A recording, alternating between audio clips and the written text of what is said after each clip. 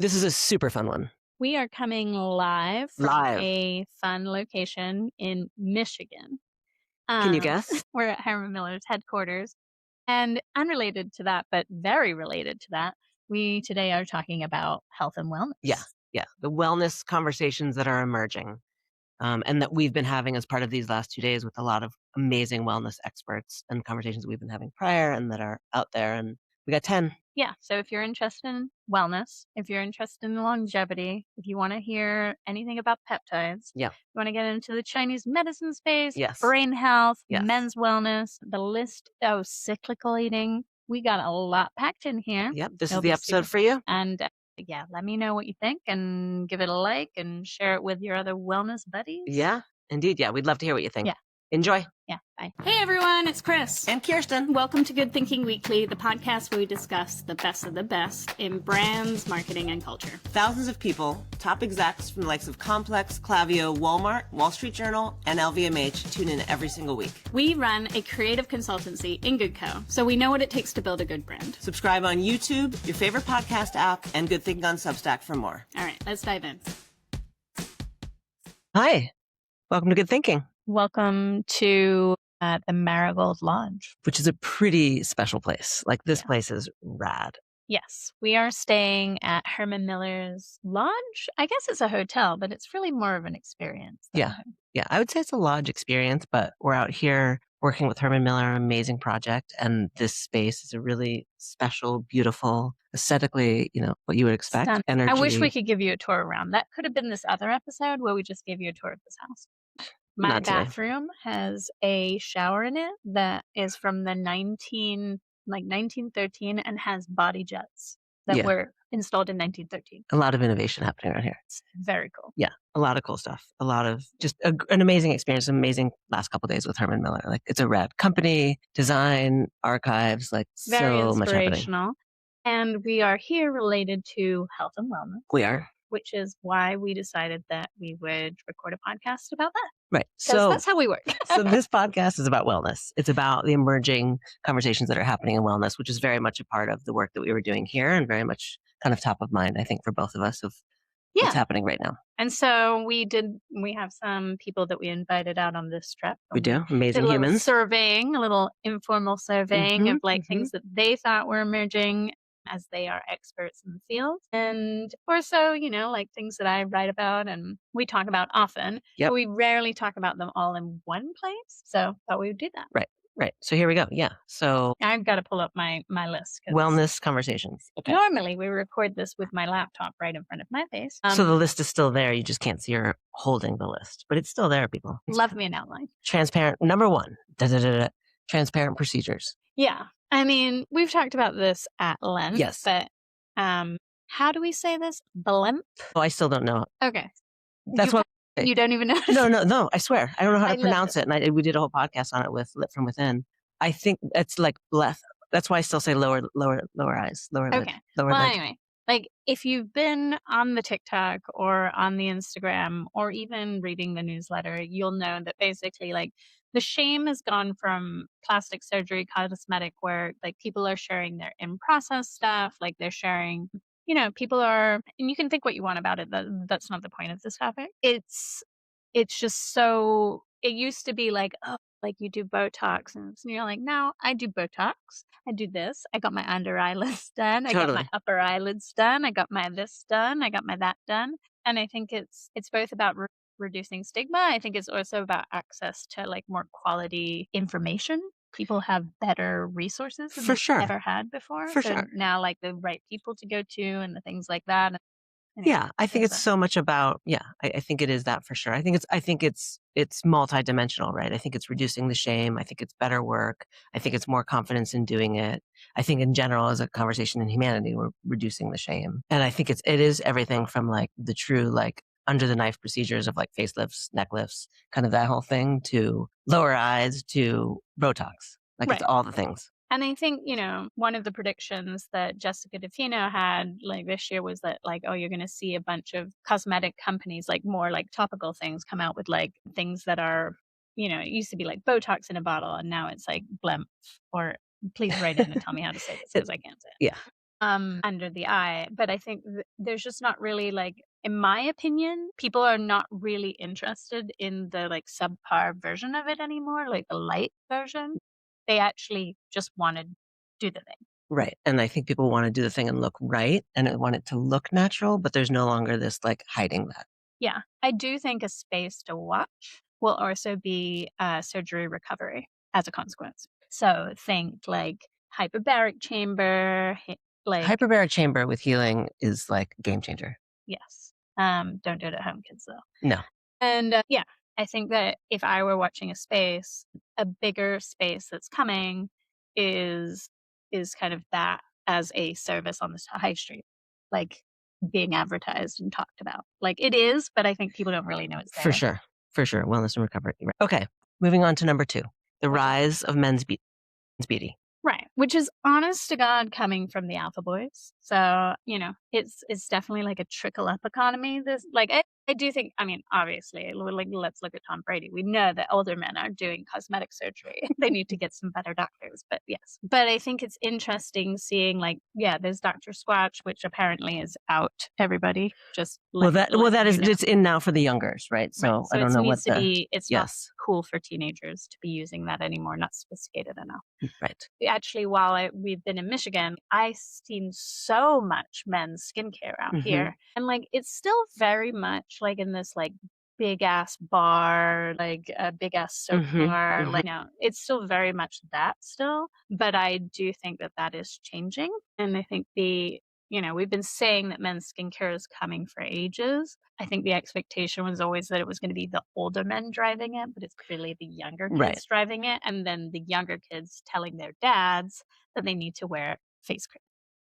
Right. For sure it's happening. Yeah. So men's beauty really being like just skincare, taking care of yourself. Could be Botox, could be treatments, could be all the things. And then, I mean, there's a whole world, I mean, if you want to go on it, of like look maxing and that's a different episode. Well, but it's related. Like there's so much kind of body dysmorphia coming into the male, like especially young male space that is really affecting it is related to this. Like there's a lot of advice going on of like, if you're gonna like, look max the way that you do this and the haircuts and the body shaping and the thinness and the dieting, but it's also the skincare. Right. I mean, I think it's coming full circle, and now that this is moving into men's, obviously it comes with a long list of things, and dysmorphia is certainly one of those. Yes. And also incredibly related to the whole testosterone conversation, which we could put in here. Like we'll add that into this number 2 because otherwise we have more than 10 and that won't do. Right. No. Okay. Moving on. Brain health. Yeah. I mean, just like I just see it constantly now, just this awareness of like the brain as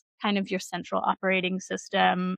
Brain health as being something that you should be actively kind of looking at throughout the day and seeing, like, I think the biological dining trend that I talked about in the predictions is related to this. If you've seen our friend Andrew Huberman and Goop talking about, and this is a real stretch, folks, so wait for it, talking about they created a meal that was supposed to be for brain health, and guess what it is? It is turkey chili. So we got a little bit of kind of scientific rigor that's going to come into this conversation, and it's not here yet. But like with that particular thing, but there's so much like wearable tracking your brain health. There's so many wearables tracking your brain health now. There's brain massage that's coming out that's becoming a bigger conversation. And I just think it's very, very, like it all used to be heart health, heart health, heart health. And now I think we really see brain as kind of a bigger topic. For sure. I mean, I think the chair that you sit in, for example, can change. To bring it back to everything we've learned, can change your brain health. And like that for me, like I think it's body, and it's like we're all realizing that brain is obviously how we're functioning and how we're showing up in the world. Yes, which has to do with oxygen, which has to do with all sorts of interesting things. And I think that's kind of like the bigger thing around brain health is we just have so many more trackers, and like the trackers that you're wearing, like Oura rings, your Apple Watch, are all kind of laddering up and giving information that we can now use to like track our brain health. And I think also, quite honestly, where I think this is coming from is that we have a lot of millennials and Gen Xers with senior parents who are gaining dementia and are terrifying the living daylights out of everybody. And they're saying to themselves, I'm not going to do that. So what can I do to prevent that? And I think you're just going to hear brain, brain, brain all year. Yeah, for sure, for sure. Longevity.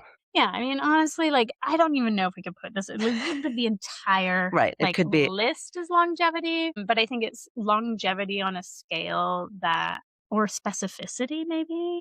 well, there's so many things that tie into that, right? It's Mm, like it's peptides, it's mitochondrial, which I do think is something that the conversation's getting louder and louder about, and yes, really understanding telomeres, mitochondrial, and all of that, that does tie into longevity. yes, mitochondria being, like, kind of the energy cell of your body, right? Yeah, that's kind of how I understand it. Yeah. Yeah, I Yeah. mean, clearly, you're not on a science podcast, No, okay? we are not medical. But I do think, like, it'll be longevity, like, Jenny brought up in her predictions, Jenny Evans, that, like, it's longevity of skin cells. It's really, like it's not like, "Oh, I wanna live longer." It's like, I wanna do things that literally make my body change the cellular level of my body. Right, and send your body to do its job better because you Right. lose so many of these That's things the in under aging. That's the undercurrent that I think people maybe not quite understanding about the longevity conversation if you're trying to, like, understand where this is going, is it's not like, "Oh, like, how do I live an extra 5 years?" It's like, literally, how do I change body chemistry and body well-being at a cellular level in order to kind of work my body work better? Right, And exactly, exactly. and anything you see in that, like peptides and all of that, which obviously peptides are going to be a massive conversation. Huge, huge. Um, I think it was interesting chatting with the folks here, and they were saying, like, there's so much, there's a massive lack of regulation in peptides. For So, sure. and one of the things to know about peptides, if you're looking into it, is that you want to look at the purity. And I think purity was a big conversation that we had last year in the predictions of like, it's not about clean, it's about pure. And purity, if you're looking into the peptide space, I would be looking at the purity space. Yeah, yeah. I mean, it's really important. Yeah, but it's just I think that will be the conversation that's being had, and I think it will be I hope had so. very, very quickly. I think in supplements, it's taken a really long time for purity or sourcing or any of that to come out, but I think seeing how many Chinese peptides are kind of flooding the Silicon Valley market, I think has really scared the living daylights out of everybody. Yeah, Um I mean, and it's you will be seeing people doing peptides, but your sourcing of it will be massive. right. That's so important. Yeah. Okay. Cyclical eating, cycle eating. Yeah, so, I think there's, like, variety of cyclical eating patterns that are kind of coming out. And I was kind of relating it to the microdosing conversation. I'll try to get you there with Right. my Which did thinking. actually at the end make sense. It took a minute. But, so there's cyclical eating that is definitely starting to happen and has been happening maybe for ages with like menstrual cycles and our hormonal cycles with menopause and everything. Hmm. And you're seeing it in China that you can like literally order foods based on where you are in your cycle Hmm.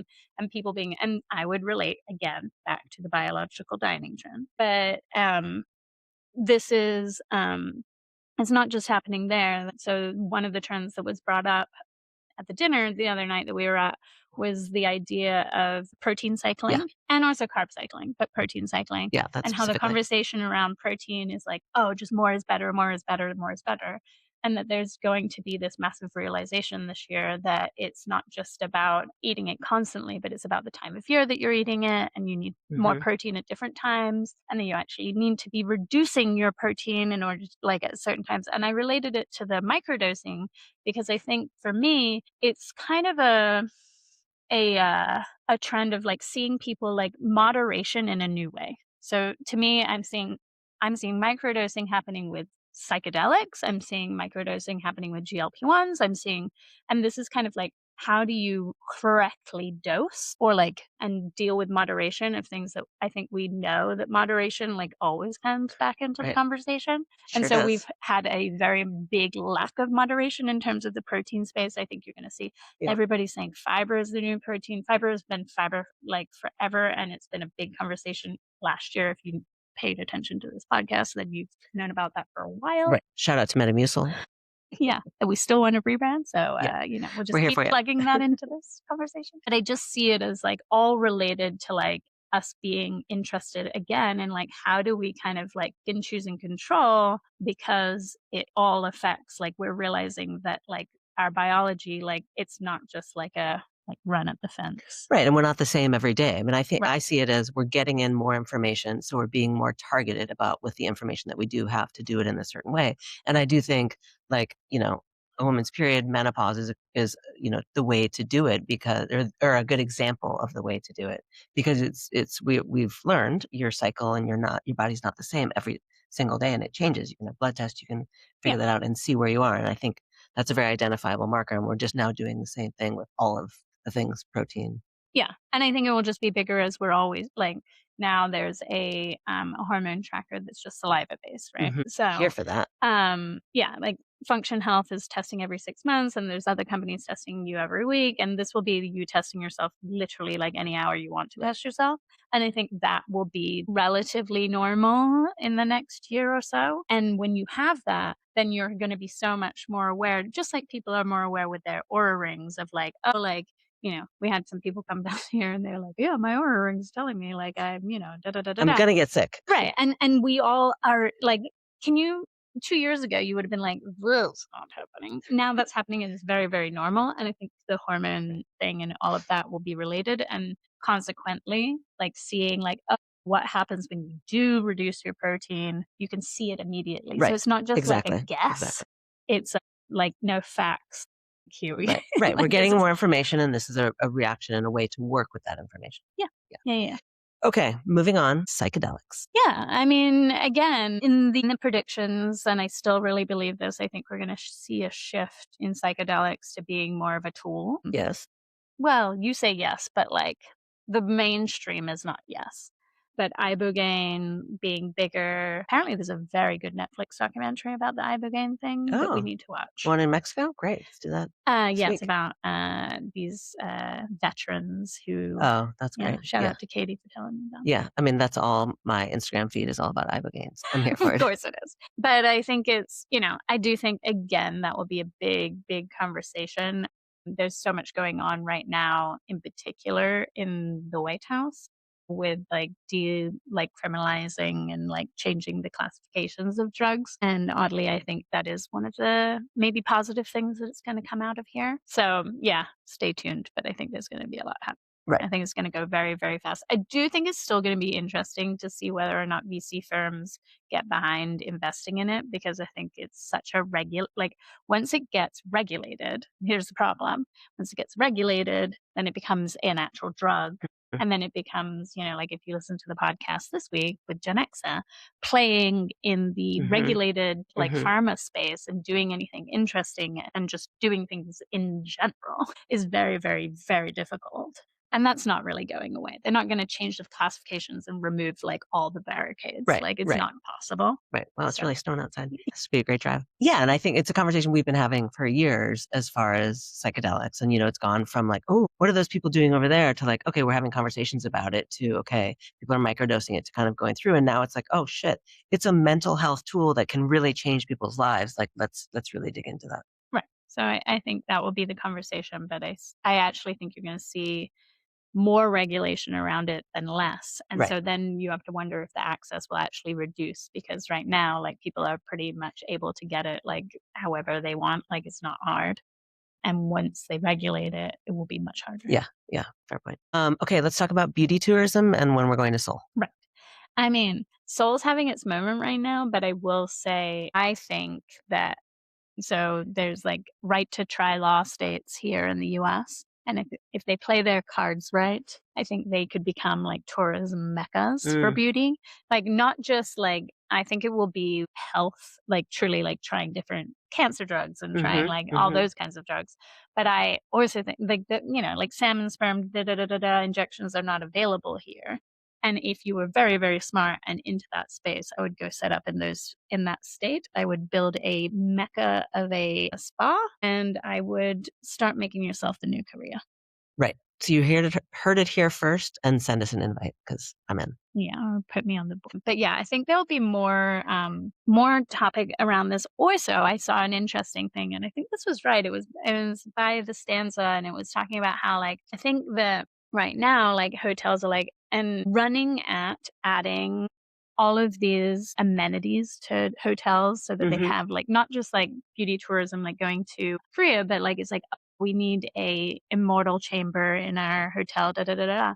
But I actually think, and this was quite a smart observation, is that when everybody adds the same thing, let me tell you what happens. No longer special. And so I think it will be about diversifying those. And like, I think we'll see people push harder and more into different kinds of spaces. I think we'll see Chinese medicine tourism like take off, which is related to Right. something More else. on that later. Yeah. But I think we'll also see maybe there'll be more hedonistic hotels that will be the counterswing to this whole thing, Great. which will be more around like, no, we don't have a spa. We just have 8 bars and a psychedelics room. Right. Okay. Where do I sign up? But just to like give big picture on beauty tourism, like what's happening is that people are just like literally taking a trip to Seoul for like the skincare needs, like to do the Literally. things. Like that's That's just the entire like we premise. skipped And over like, it. you know, get on the train and apparently it's just like all these people Can like you in imagine? bandages. One thing that is interesting though that I've heard anecdotally from not just one person, like many, is that the pain of these treatments that they're doing has made people not want to go back. And I think that that's interesting because I think there's a curiosity. But now that more people are doing it in the conversation, I do think that you'll see apparently like those shots are excruciatingly Really? painful. Oh. And everybody I know said that, like, no matter what, like, not worth it. Well, I think that's interesting. I think that ties back to kind of what we opened with as far as, transparent procedures, because there's a transparency in it. So now they're not hiding those conversations. So if it's hurt, people are like, fuck, it really hurt. I'm not doing that again. Versus like, no, it was fine. It was fine. And I looked at like, Right. people are really forthcoming with that information. So it's probably going to happen in a quicker. Yes. And so I think you'll see just other things emerging. I think, the Korean space has been incredibly good at coming up with new products. Innovation. Yeah. They got that down. So I think as that message goes out, then you'll start to see other things emerging where like, it's like, okay, it's not as painful, but it's just as effective. Right. Yeah. I'll wait for that. Thanks. Yeah. I think. Wearable wellness. Yeah. I mean, again, like maybe a redundant conversation to keep having, but like I just really cannot express to you enough, like how if you went to CES this year, which I did not, but I got some very good intel. Good intel, but did I not got attend. some readers who are very, very kind and send me all of the scoops and wearable wellness, especially in the sports space. Massive, massive conversation. And I think it's all around like, it's just going to be so like one of the things that we were talking about yesterday at the Herman Miller space is that like, you don't need to build wearables or build technology into products anymore that will change. Like these chairs that we were sitting on, some of them, like they're intended to last like 12 years. So like whatever you even build, longer, like, yeah, 15 years. It's a guarantee. I don't know. But anyway, the point was that they were like, we would never build the technology into the chair because like, it's like, as soon as it's in, it's like defunct. But they can build in that all of these trackers are able to show that like all of the technology that they are building in, which is hardware, is actually doing all of the things. So it will be interesting to see, I think, how businesses start to respond to the wearable market. So it's not just looking at the wearable space, but it's looking about what you can do with the wearable technology to use it to enhance the story that you have as a hardware product. Right. You know what I mean? Totally. I think that's it. But I think Herman Miller is unique in a company because they're looking at the long term, which a lot of companies, especially with that, are not looking at. They're not like, oh shit, well, our chair is going to last for like over a decade. So that wouldn't make sense for us. Most people or many companies are like, oh, well, if we can put this out now and it's going to sell, like, yeah, let's do it. But they have kind of the long term thinking. But I think the bigger picture, and I think everything we're talking about today is kind of themed in that there's more information out there. And how do you make that information work for your body better, your product better? Like, where is it within that information? Not necessarily including it in the product, but it's going to inform it. And giving the AI, sadly, or whatever you want, like the information on that. But I also think what we're going to start to see is that reviews will be very much backed up by data. So as consumers start to have this data, I expect them to start sharing the facts. We were talking about how, and this will come up in a little bit, but like the Chinese medicine is one of those things where like a lot of people are like, I'm not sure if I believe it. And then they meet somebody who's had it done. And it's like an evangelical, like sort of like preacher telling you, and they're explaining to you how it's completely, solved this problem, solved that problem. but it's all anecdotal, right? But now with all of these wearables, like these things, these softer sciences that I think people dismissed for a really long time, or the more like Eastern medicine stuff, or, ergonomics affecting your brain or affecting your sort of like the ability to breathe, and like your posture is related to like you can actually reduce your heart rate with your posture, like Yep, all of these very you can. interesting things that we learned about. It's not like it used to be like, oh yeah, you just say that. And now you're going to have an entire slew of consumers who have basically like little proof Right, devices. And as they write reviews for you, they're going to be like, and it did this, and it did that. And I can, right. here's a screenshot of my heart health, or here's a screenshot of my brain health. And like, I can tell you that it actually did something. And that will be a game changer. And I think that's where brands will have to realize like the bar for your products has changed because of all of these wearables, Right. because now we have all of these little fact finding There's machines. even less you can bullshit now. Yeah. Yeah, It's that's like, really what it comes down to. you thought you were going to get off easy, but no. Yeah, no. Okay, this is a really fun one. Fun. Yes. So this was like a So good. really great prediction, actually, right as it was said. And then I was on Substack, as I am, and I found a note, and it was like it completely. I'll include a link in the bio, but it was around exactly the same thing of like maybe we should not be talking about like how do we reduce our stress, and how maybe the conversation this year is going to be more about like how do we have more fun, and not just like a hedonistic fun, but just like literally like laugh more and be more. I mean, Casey Lewis said that also on TikTok, like one of the, TikTok ins and outs of like everybody likes to be like, this is what's in, this is what's out in 2026. Whimsy and delusion were two of the big words that I noticed. And I think it's related to that of just like, I just want to have Whimsy, delusion, being in or out? being in. Delusion feels like a real word that's come up a lot lately. It might be the new lore. It might be the new lore. Stay tuned. But also whimsy and, having just, prioritizing fun as a health device.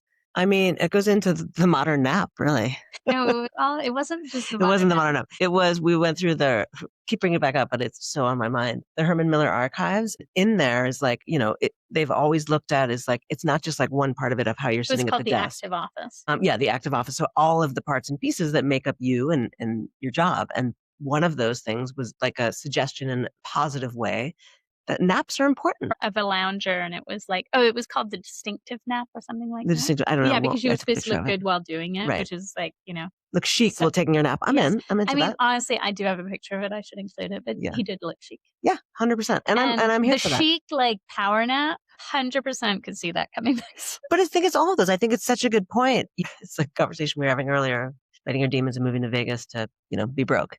Like it's the idea of like, how are you? We're trying to do this thing of like, bring down our stress levels and do all of these things. Whereas if we, instead of trying to fight those things, we just lean into the things that actually do that in a natural way for our personality and our body, like it automatically happens. Yeah. And I would relate this all to like the wellness anarchist trend and like just sort of like the balance of the whole thing of like, we don't need to be, the purist. Like it's like, okay, like, I've purified my whole life to reduce all my stress and or I could just have fun. Right. 100%. Okay. We've been alluding to it. And here it is. Number 10. Chinese medicine. Let's see. TM. Yeah, there you go. That feels right. But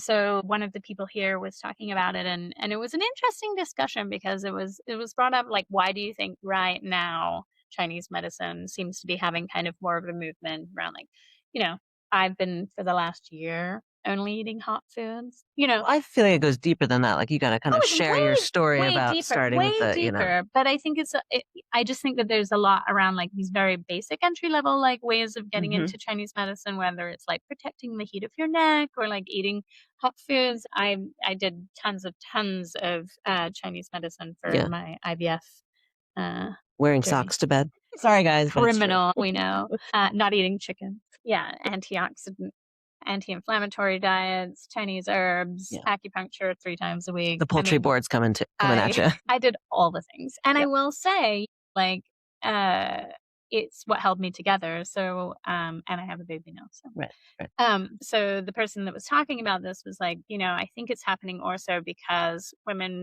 in Chinese medicine, women's issues are believed, which is, I think beginning to happen in Western medicine more and more with like the conversation around perimenopause and everything. But the education hasn't been really caught Right. up. Like, so the doctors still aren't educated on it, even if you as a consumer are more aware. And in Chinese medicine, like that's just 100% not the case. And she was saying that she thought that that's why it was having this moment. Right. And then it ties back to kind of the review thing that we were saying, that people that where it's worked, like it's really this enthusiastic, it's changed my life in this ways, and it's really like not just believable, but you want to then go and figure out what that looks like for you. Well, and it's very root cause, like mentality, which I think gets back to kind of the cellular level health, like all of these things. Like we're not really interested anymore in like sort of topically treating the problems. We're interested in like actually solving the problems. Like it was brought up that someone had, I don't know if it was like, oh, it was like dermatitis or something. And it was like they go to the doctor and the doctor was like, yeah, basically you're going to have to be on antibiotics for like months. And she's like, I don't think so. And I think we as a consumer group are now kind of like just not having it with that. For sure. For Yeah, absolutely. But I think it was interesting. There was everybody, it was a round table. Literally everybody in the round table had a part of this conversation, and there was the idea that it's old, it's steeped in rituals, and there's such a basis for it that for somebody it wasn't even growing up, that it wasn't geared towards health, it was just the way that you were. And so I think with all of this innovation, all of this newness, all of this, like one thing this day, the other thing the next day, to really have something that feels so much more grounded is like, yes. Yes. And I do think also because of AI, you can now have kind of an Eastern medicine doctor in your pocket. You can have a Western medicine doctor in your pocket. You have a functional medicine doctor in your pocket. Like any doctor that you basically want, like you now have daily minute by minute access to. With the new like updates to like OpenAI has the health one. So does Anthropic has a new one. Anthropics is more like B2B, I feel. But anyway, you can like track it over the long term, which again, the AI sort of becomes like I think what's so crazy is that the AI, like ChatGPT is kind of positioning itself as the intermediary between your wearable and your doctor. And they are like, that's such a like crazy space to be, dangerous space to have power in, because I think now the first line of defense for all doctors and the first line for insurance companies will be like, oh, well, show us what the wearables say. And then we'll tell you, we'll like have our AI doctor analyze it. And then after that, we can see if we can get you in to see a real doctor. Right. And that's our future. I mean, like that's not, like that's 6 months out. That's not. Yeah. I mean, wearables are the new, like, doctor office form of like, do I check that I drink alcohol every day? Do I like tell you to smoke? That's happening. Like a baby. Oh, I am a baby. All right. Well, anyway, this was fun. We did it. What did we miss? Yeah, what do you think is happening? It was a great conversation. It was certainly top of mind. There's more to come on that, but so much of all of this is resonating throughout the last couple of days in the conversations that we've been having here, but also other conversations that we've been having. Yeah. And I'm particularly interested, and this has been happening for a long time, of like other businesses, if you know of them, that are kind of as interested in the health and wellness aspects of their businesses that aren't health and wellness businesses. I think that would be a bigger conversation, but if there are others that you know of, please drop them in the comments, or if you are one, I'm super curious about what you're doing and why you're thinking about it and how you're dealing with it, and are you using wearables? I mean, somebody's perspective here was that every company now is a health and wellness company. Yeah, well, I think that's true. And that's been happening for a long time. But I just think nowadays, and with the evidence, it's going to be like you can actually prove it. Whereas I think before it was like washy. You can't handle the truth. Yeah, but let us know if you enjoyed this episode. Share it with somebody. Give the algorithm some love, and let us know what we missed. Yeah, I mean, we definitely missed mental health, so don't Well, no, but we talked about that. I mean, that's another conversation. Like, I think it would be a disservice to say, oh, by the way, like, health here's is no another longer, thing. Disconnected from health. Yeah. Yeah, I think it's not just within wellness, it's life. Okay, till next time, stay curious. Ciao. That was it for this episode of Good Thinking. Don't forget to tune in next week. If you found this valuable, subscribe on YouTube and your favorite podcast app. And don't forget to read on Substack for even more insights. And if you really liked it, drop us a heart. We'd love to hear from you. Ciao. Until next time.